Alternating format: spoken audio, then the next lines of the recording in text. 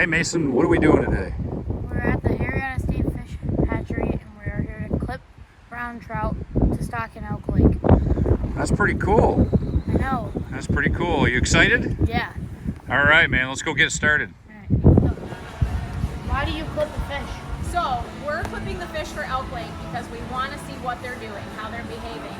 We're a little bit concerned that the fish we put in elk are moving over to torch, and so we're going to clip them so that when you guys go out and catch them, you can visually see that that fin is clipped. You can report back to me where you catch that fish, and then we know if it's moving to torch, if it's staying in elk, and just get a better idea visually of looking at movement of those fish. Let me just get our water out of here. I'm going to fill it roughly up halfway. That's trying pretty good. So you'll fill it up halfway, and usually if you're about halfway, you want to use 22 MS-222 at about 10 milliliters. And that should be enough to relax the fish a little bit so you can pull them for clipping. And then you'll come over here and grab one of these. I'll just grab a light one since we're not going full bore.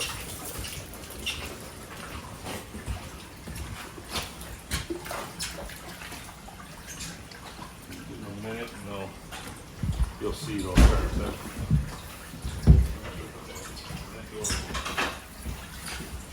So this is the trout that you put in there. So you'll see they'll be swimming pretty good there. But basically, what you're going to take, so you roll the fish over.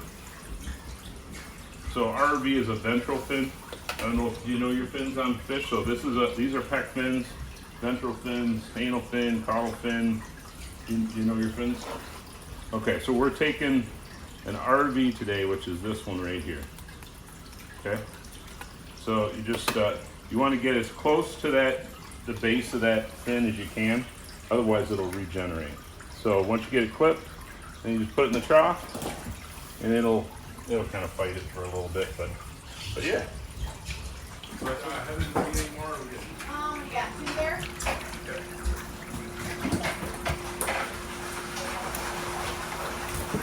We're running pretty fast, so. Landed. Stop resisting. I'm sorry. We'll give them a little more juice. They're not going nowhere.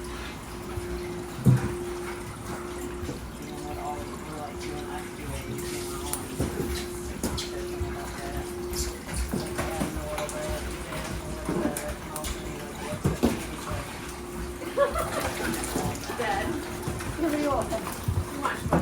All right, what do you think about this, Mason? This is fun, but I'm soaked.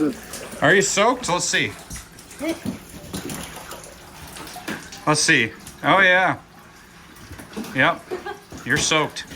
Probably should have brought a change of clothes, huh? No, my pants aren't soaked.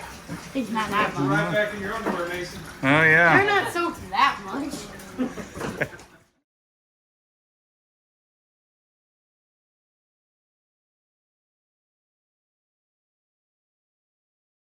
Incubation system. We don't have any eggs right now. We get all of our eggs from Odin Hatchery. Well, I should say all the rainbow eggs and brown trout eggs from Odin Hatchery.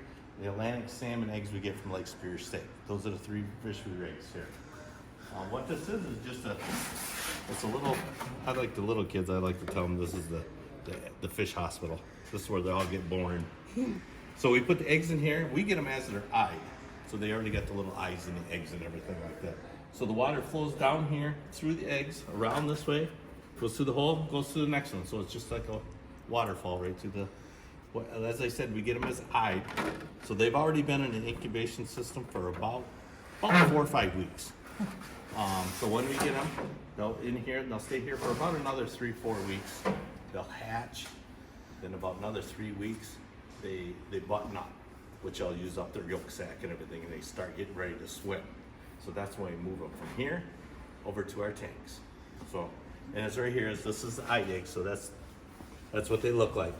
So that's the very first thing that you see in that egg is their eye developed. So that's why we call them eyed eggs. And they turn into this and then that, huh? Correct. Pretty cool. Eye takes in here, so come on down here, I'll turn the light on here for you. You can see them better. Let's see if we got one here. We keep all the lights on.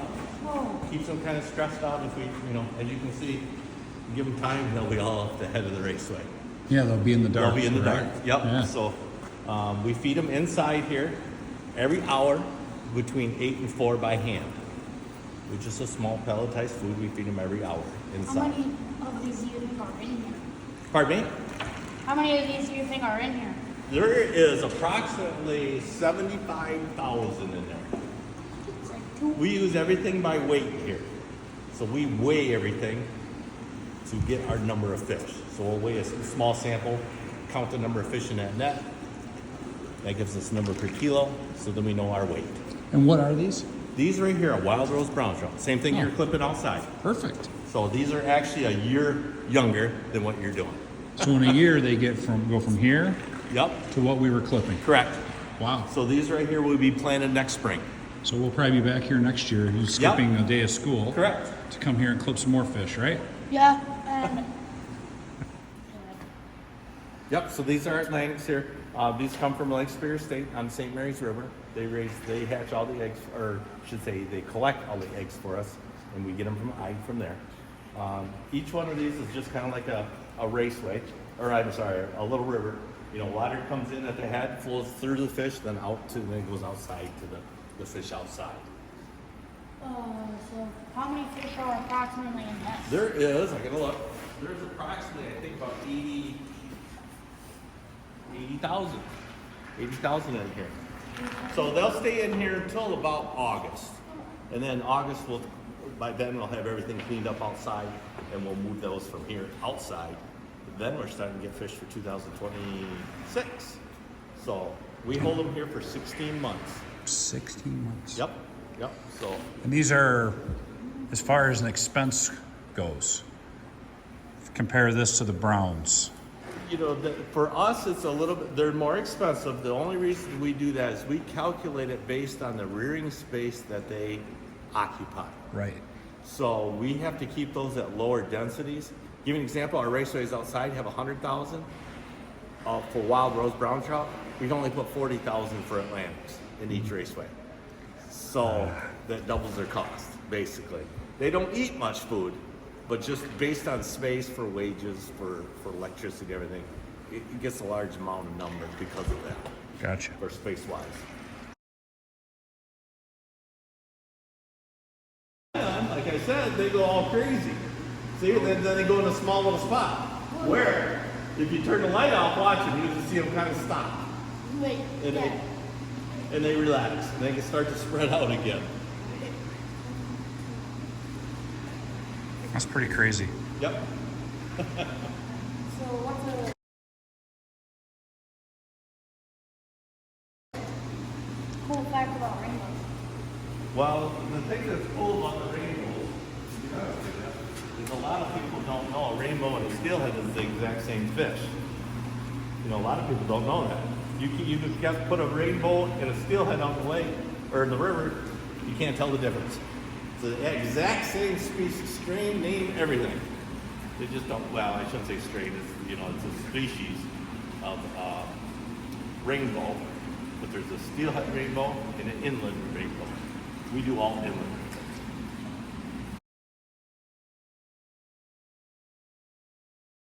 Well, our budget right here is about $1 million for this facility.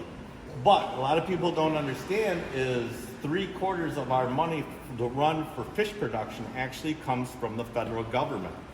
There's excise tax on boats, motors, tackle, lures, stuff like that the manufacturers pay to the U.S. government when they're selling it. So all that money is then divided up amongst the 50 states for their hatchery programs, and that's where our money, 3/4 of our money comes from. Then a quarter comes from the Fish and Game Fund, which is your hunting licenses. A lot of people don't understand that, didn't know that. So Mason, we had a big day today. Went down to the Harrietta State Fish Hatchery. What did you think about that? That was amazing. Cutting those fishes was a really new experience from fishing and catching them, actually. Yeah, it kind of gives you a little bit of an insight into how the program actually works, like from start to finish, right? That those fish a lot of times don't just magically appear, right? Yeah, I didn't know that they actually had like raceways and like that you had to like tag them. Yeah, we tagged them so because we're not really sure where the fish are going in Torch and Elk Lake. So those brown trout that we were clipping today actually are stocked in Elk Lake. Well, over the last few years, we haven't been catching them very good. So our biologist, Heather Hedinger, has decided that she wanted to fin clip them just to see if those are some of the fish that we're catching in Torch Lake. So I think that's pretty cool. And then we got to tour the hatchery, which was really cool. Seeing how the lights were flipped on and flipped off and what the fish did in there, it's pretty cool, isn't it? Yeah, that is. Well, we'd like to thank Elk-Skegemog Lake Association and the Michigan DNR for giving Mason and I the opportunity to come on in and volunteer some time and do something really cool for the community. Thank you very much, and we love to keep this relationship going with everybody and continue and help the community and the fishing community out.